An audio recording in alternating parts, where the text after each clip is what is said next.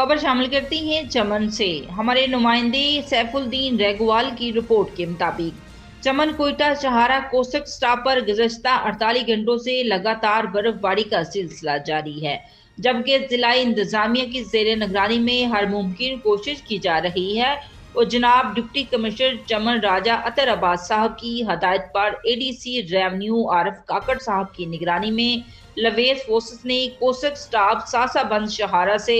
बर्फ बल्डोजर और ट्रैक्टरों के जरिए बर्फबारी हटाकर नमक पाशी करके शहारा को हर किस्म की ट्रैफिक के लिए मुकम्मल तौर पर बहाल रखा है, जो कि अब तक रोड बिल्कुल छोटी गाड़ियों के लिए बहाल है, बल्कि बड़ी गाड़ियों के लिए हर मुमकिन कोशिश जारी है। ज्यादा ग्लेशियर की वजह से बड़ी गाड़ियों के फिसलने की वजह से सफर मुश्किल है और साथ ही कोसक में बिल्कुल कोई मुसाफिर हजात नहीं है और ना ही कोई गाड़ी फंसी हुई है। जारी बर्फबारी में जिला इंतजामिया के साथ एनएचए और पीडीएमए की ताउन से काम जारी है और बड़ी गाड़ियों के लिए रास्ता साफ करने के लिए बड़ी मशीनरी से रोड खोलने का काम तेजी से जारी है और साथ ही जमी हुई बर्फ पर नमक पाशी जारी है। जिला इंतजामिया अवामुन्नास की खिदमत में पेश है।